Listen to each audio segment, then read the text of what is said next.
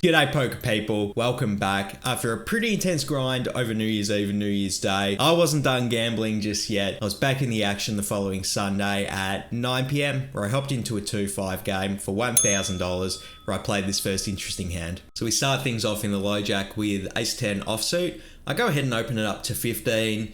It's a bit of a looser open for sure, but I don't mind it if you think the blinds are a bit tighter and gonna fold. So I open 15 and then literally everyone calls. Guess that wasn't a good spot to open this hand. Regardless, we go 6 ways to a flop of 10-5-4 with 2 spades. When the blinds check it over to me, I could go either way between checking and betting here. We have strong hands that can get value from a lot of things on this board, but betting into 6 different people is always going to be pretty dicey, particularly when we're so far out of position. I think maybe checking's better just to see what develops amongst the other players. So that's what I do in this instance. Wouldn't hate a bet though. Let me know what you would do in the comments below. Then the hijack goes ahead and bets 20. The cutoff and button fold, and then the small blind actually check raises to 60. Then the big blind cold calls to 60. So the action's back on me here, and I think this is a pretty interesting spot between all 3 options. The reason I don't want to fold is because I think it's pretty likely I have the best hand. I think any of the 3 villains could have flush draws, straight draws, worst 10x combinations. The small blind is repping a pretty strong range, check raising into this many people, but even if they did have Jack 10 through King 10, I could see them check raising, facing the hijack's really small bet, just wanting to charge flush draws or straight draws. So really don't want to fold. Don't want to call either this super multi-way because it's just like not going to be many good turn cards for my hand specifically. So that leaves me with one option I have left, and that's going ahead and 3-betting. It is potentially a bit of an overplay. We do lose 2 sets as well as 4-5 suited, and we've talked about the tight dynamics in Tampa before. Pocket jacks and pocket queens are absolutely not out of the question. So it is a bit dicey, but I think out of the 3 devils we have, I think 3-betting is the best option. So I go ahead and 3-bet it to 400, and the hijack folds, the small blind folds, and the big blind calls all in for 380. So we are heads up all in against the big blind. I just show my hand straight away, but the opponent is holding on to their cards. And the turn's the ace of clubs, which is a great turn because now we do suck out if they did have queens or jacks. And then the river is the 7 of hearts, so we're very happy to not see spades get in. And then the opponent just mucks their hand. So I don't know whether we beat them or not with our 2 pair. Maybe they missed a flush draw or had a worse 10. I'm not going to complain when I'm raking in a big pot to start the session off. Let's go! Before we hop into any of the poker hands, I just want to let you all know, if you do like the Anti-Gambling Gambling Club merchandise, you can head over to leebets.com. We sell hats, t-shirts, hoodies for the Anti-Gambling Gambling Club. So if you're interested in joining the club, it's leebets.com to check out all the merchandise. But now let's get into some poker hands. Next hand, we see 2 limps. Then I'm in the cutoff with King Jack offsuit. I go ahead and ISO raise it to 30. Definitely on the looser side of hands that I'm going to ISO raise here. Again, with the looser opens. I will say I do like this one better than the Ace-10 just because we have better position overall. So I made it 30, and then the big blind calls, as do both the limpers. So we are 4 ways to a flop of King 8 deuce rainbow. The action checks to me here, and I did decide to check back in game. I think if I had this decision back, I would just go ahead and bet. We want to get value from all the worst pairs, and being that we're in position, we're going to look more like we're bluffy. So I think I made a mistake here. I did check it though, and then we get a free turn, which is the king of spades. Let's go. We do turn trips. The big blind and under the gun check it to the hijack, who goes ahead and bets 75. Now the action's on me here, and I think with the way we played this hand, if we checked top pair on the flop, it was kind of to protect our range. So I think we just have to call here and continue to trap. Don't really like taking passive lines in a live game, but I think with the way this hand's playing, I really do have to just call here, particularly when there's still 2 people left to act. So I do decide to call here. Then the big blind goes ahead and check raises to 225. Under the gun folds, as does the hijack. So now the action's back on me, and definitely not going to be folding my trips here. There is some concern that we're behind. I do give the big blind credit for having better kings. Like I said, tight dynamics in Tampa. They're not always going to 3-bet ace king and king queen, so I definitely think they have at least some of those combinations in their range. Plus, if they did flop a set, I definitely think they're going to play that hand this exact way. So I do decide to call here, and then we heads up to the river. Is the 9 of clubs, and then the big blind doesn't slow down. They go ahead and bet 350. So the action's on me here, and I'm still concerned about all the hands I lose to. And it feels kind of gross to fold a hand this high up in my range, but we definitely are bluff catching here because the opponent is representing king, queen or stronger. I think if they did have king 10, they probably wouldn't take this aggressive of a line, concerned that I have a better king. If I'm going to call here, I have to put them on some type of a bluff. And looking at this board, I can't see that many like natural bluffs. There's not even a backdoor flush draw. There's no straight draws on this board. It is very, very dry. So I guess their bluffs would have to be something like ace queen or ace jack. And if they are taking a lot of the offsuit combinations of those, they will be over bluffing to a significant degree where we can call. But being that it's Tampa and it's type of dynamics, I really don't give them credit for taking the line with all of those type of hands. And this feels really gross, but it leaves me with the one option I have left. I think I have to fold this hand. Maybe the villain got me and they mixed in a few bluffs, but I really just think they have king, queen, ace, king, or a flopped set. It's a very tight range to put them on, but that's what they're representing, and I really don't give people all the credit for bluffing in Tampa. Plus, and this is something I can't quite convey on camera, but when I looked at the guy, he just looked calm, like he wasn't bluffing in this spot. So basically, that's a million different ways for me trying to say that I'm a massive nit and I did end up folding the trips on the river. Then the opponent did end up mucking the hand, so we'll never know for sure if they got us on this one or not. Next up, we have the $10 straddle on and an under the gun loose passive player limps. Then folds to my cutoff with ace 3 of spades. I go ahead and raise it up to 55.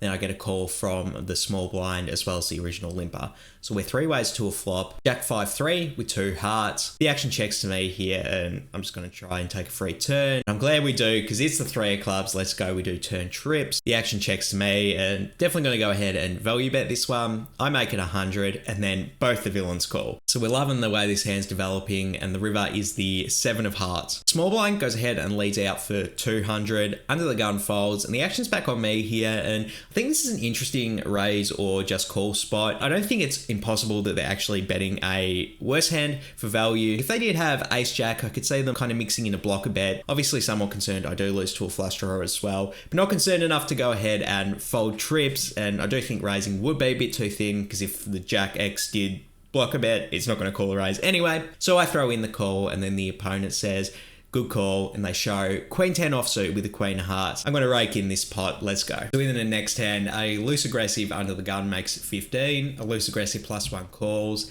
Then I'm in the cutoff with ace queen offsuit. I 3-bet it up to 60, and then both villains call. So we're 3 ways to a flop of ace 5-4 with 2 spades. When the action checks to me, gonna go ahead and c-bet for a bit of value here. I make it 80, then under the gun folds, but the +1 player check raises to 200. There is some concern that I'm behind here. I think the opponent's probably gonna have all the ace 5 suited, ace 4 suited, and set combinations, except for pocket aces, of course. So we do lose to all those hands. Ace king also somewhat possible, but I do think it's much more likely that they do have a flush draw or a straight draw, or maybe even a worse ace X combination that's trying to charge draws. So absolutely nothing to do here but call. That's what I do. I throw in the call. So it heads up to a turn, but before the dealer even puts down the turn card, the opponent just moves blind all in for 450, which is not what I was expecting to see, but I do think it's kind of interesting if we can infer anything about villains' range when they do just go all in like this. Intuitively, to me, it feels like it's kind of weaker.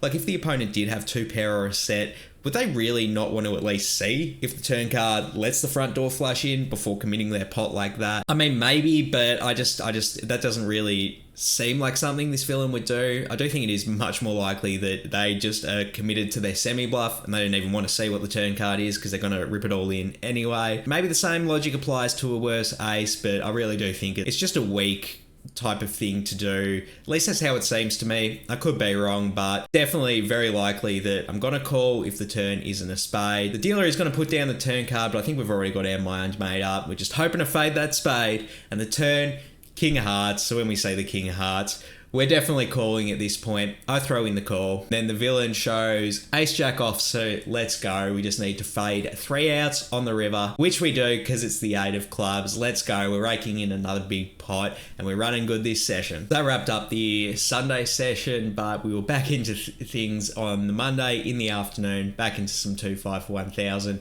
where I played this hand. +1 goes ahead and makes it 15. The low jack calls. I'm on the button with ace queen offsuit again. 3 betting it to 60 yet again, and then both the villains call yet again. It's definitely some deja vu in this hand. Let's hope we smash the flop again this time. The flop is Queen Jack 4 Rainbow. Let's go top pair yet again. The villains check it to me yet again. I'm c-betting for value yet again. Deja vu on repeat here. This time I go ahead and bet 75. The +1 folds and the low jack calls. So we're heads up to a turn, which is the Jack of Hearts completing the 4-card rainbow. Then something interesting happens. The low jack actually goes ahead and leads for 100. So I'm not in love with this turn card. I do think the opponent's going to have a lot of like ace jack, offsuit, jack 10, offsuit, maybe even combinations in their range. Having said that though, the smaller bet sizing doesn't fill me with dread that they do have a better hand, I suppose is a very dramatic word to choose there. But I do think it's very likely they do have the best hand. Obviously not going to fold ace queen here. They definitely could even be like betting with a worse queen. So I do wonder if it is worthwhile raising for value here,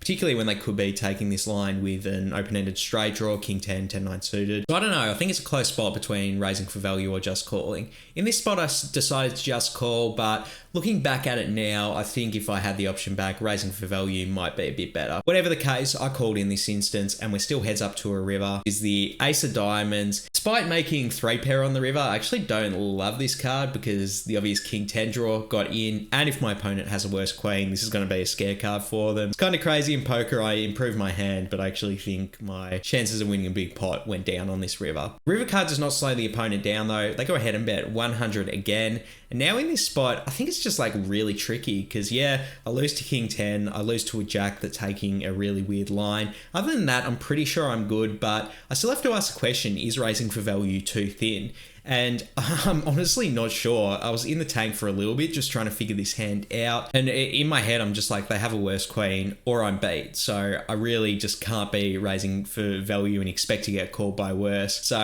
it feels very nitty to just call here when it's like very obvious we have the best hand. But I don't necessarily think we're free rolling a call. I actually think there is some possibility that the opponent does have a jack or king 10 and they're trying to play it kind of trappy like. So I do decide to just call in the instance. Then the opponent starts yelling about, oh, that river was so bad for me, and they just muck their hands in the muck really aggressively. I was like, whoa, calm down, buddy. Not going to tell them to calm down because they just blasted off into us and we win yet another pot. We're running good this week. After the 8-hour session, I did something that I haven't done since I got to America. I went back to the gym after over a month off from training. My lifts were just absolutely weak AF, and I hopped on the scale and I'd actually lost 10 pounds. I guess that's the price I pay for grinding so hard since I got to America. But yeah, it felt pretty awful to see all my progress I'd made before getting there completely lost like that. But no use harping on that. I got right back into it and I did a pretty brutal leg session to kind of like repent for my past sins of being very lazy and not training. And of course, when I woke up the next day, my legs were absolutely destroyed. Dom City. I barely even wanted to go in to play poker. My legs were that crazy sore. But I don't need my legs to gamble. So yet again on the Tuesday afternoon, I was back in the mix where I played this hand. I'm under the gun with ace king of clubs. I make it 15 and then I get 2 callers. So we're 3 ways to a flop of queen jack 10 rainbow. Above average flop in my opinion.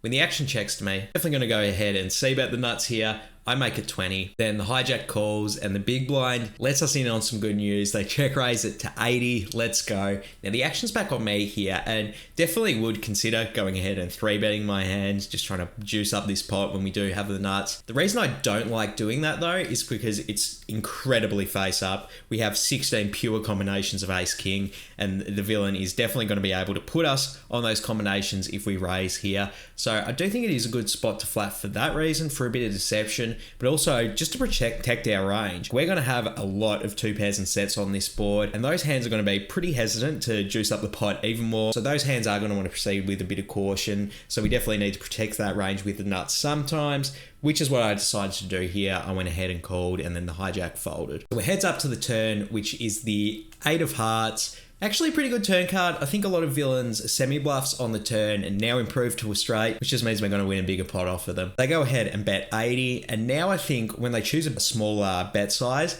I think we just have to raise here, otherwise we're not going to be able to get all in against a 9x combination. Plus I don't see a set really folding to an initial raise here. Can't risk not getting all in if the opponent doesn't want to call down with a worse hand. So I raise it up to 320. The opponent doesn't seem to like this. They kind of like squirm and groan a bit in their chair, but eventually they decide ripping it all in for 805. Not trying to slow roll this guy. I throw in the call straight away. Show our hand straight away as well. Then the opponent shows 9-8 of diamonds. So definitely a very, very sick cooler here. We're going to rake in this pot. Happy days. Let's go. We're down to 6-handed at this point. I guess not too many people are keen to grind 2-5 on a Tuesday evening, but we've got at least 6 people. So under the gun goes ahead and open limps. Then I'm in the cutoff with pocket 8s. I make it 25. And then a player on the button who I noticed was watching the Joe Rogan podcast on their phone with the headphones in, who I would describe as loose aggressive, goes ahead and 3 bets to 75. And then the under the gun player folds and the action's back on me. Definitely going to defend pocket 8s against a loose aggressive opponent. I throw in the call, and then we're heads up to a flop of Queen 4. I check it over to the villain who checks back. We see a turn, which is the 9 of hearts, putting out backdoor hearts. I do consider betting here just for a bit of equity denial / get value from ace-x combinations. But I think against a loose aggressive opponent, we're probably better off just checking and trying to induce bluffs. So that's what I do. I check it over to them. Then they go ahead and bet 80. And if we're checking to induce bluffs from ace-x hands, really can't be folding here. I will say there's some concern that we do lose to a 9x combination, maybe 10-9 suited, maybe even pocket 9s that was playing it a bit cautious on the flop. Or, flop quads, always a possibility. As is a checked over pair on the flop. But with all the ace-x combinations in their range, I really don't think we can be folding this hand just yet. I throw in the call, so we're still heads up to a river, which is the Queen of Hearts. So kind of an interesting river. The backdoor flush draw did get in, but we improved to a full house. Regardless, definitely going to check it in flow to the villain. I check it over to them, then they go ahead and bet 200. So pretty gross spot here with the pocket 8. Like I said, I think they did have a lot of semi bluffs that were like ace king, ace jack, ace 10, maybe ace 5 suited type stuff on the turn. So it just comes down to, do I believe that they checked an overpair on the flop? I definitely think it's possible, particularly the stronger overpairs like aces and kings on the flop. So that's really the main thing I'm concerned about. But if they're even taking a few of those offsuit ace-x combinations that they 3-bet pre-flop and turning them to a bluff on this run out, I think I can't be folding a hand this high up in my range. Plus we know he's a Joe Rogan fan, which makes me think maybe he's trying to assert his masculinity or something by bluffing on the river. All of these things considered, I throw in the call, and then the opponent shows ace 10 offsuit. So let's go. They were using some of those offsuit ace-x combinations for an aggressive overbluff, and definitely glad I did not fold my hand on this one. Next up, the cutoff makes it 20, and then my rug good continues because I wake up with my favorite hand in all of poker, the ace-ace. I go ahead and 3-bet it to 60, and then the cutoff calls. So we're heads up to a flop of 9-4-3 with 2 hearts. The villain checks it over to me here. Definitely want to bet my favorite hand for value. I go ahead and make it 80. And then they throw in the call. So we're still heads up to a turn, which is the 3 of diamonds pairing the board. The villain checks it over to me here. Definitely want to continue to bet for value. I think it's very likely the opponent has an overpair to the 9 or a 9x hand or a flush draw. 5-6, also a straight draw out there as well. So there's just so many hands I can get value from, and it's much less likely that they did trap on the flop with a set when the bottom pair is paired. I go ahead and make it 150, which considering the SPR, I think is a fine bet, but if we're a bit deeper, I actually think this would be a great bet to go ahead and overbet, considering how many hands in villain's range are like middling strength and we can put a lot of pressure on and we'll get value from when we do our pocket aces. But I made it 150, and then the villain throws in the call. So we're heads up to the river. There's a 7 of hearts, pretty gross river. Not only does the front door flush get in, but so does 5-6 suited.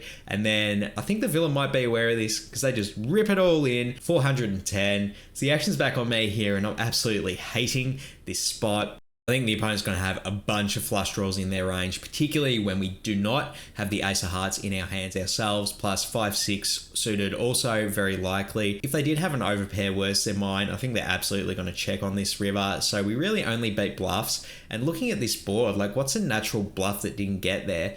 Maybe ace 2 of spades would like be the only combination I can rationally think of. I really don't think they're playing 5-2 suited. Maybe they're turning a pair into a bluff with like 9x, but that just seems like, why wouldn't that hand just check on that river? Like they're going to check, I'm going to check, and they're going to win sometimes. It just seems like I really can't find many natural bluffs on this run out, but I can find a lot of value hands that we lose to. So with all of that in mind, I think we just have to fold the aces here. Feels bad, man, but I did engage my discipline and made a good discipline laydown, in my opinion here. It didn't feel good to do in the moment, but I do like this laydown in the long run. Next hand, a loose aggressive under the gun player limps. Then the action folds to my button with pocket queens, another premium. I go ahead and make it 25, and then I get a call from passive big blind as well as the under the gun player. So we're 3 ways to a flop of queen 5-4 with 2 gloves. Let's go, smashing flops yet again. Big blind checks, and then under the gun actually decides to lead out 20. The action's on me here, and I've talked about how aggressive lines in Tampa are very strong,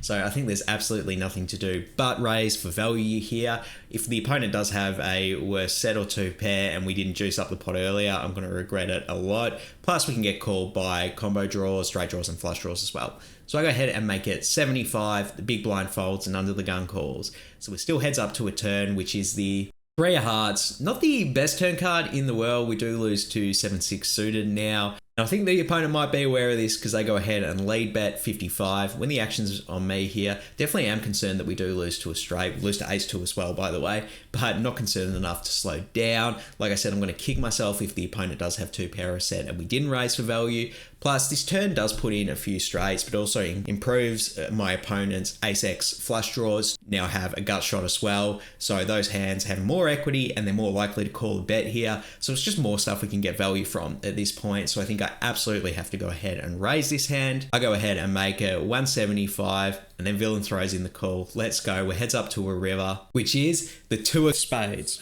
Absolutely wretched river. We do lose to any of those ace-x flush draws now, as well as now any 6s flush draws. Plus, if my opponent does have a set, I think they're going to be very scared on this river. When the villain does check it over to us, I'm very happy that they didn't lead bet again. I'm just going to check it back and hope that we beat a worse set at this point.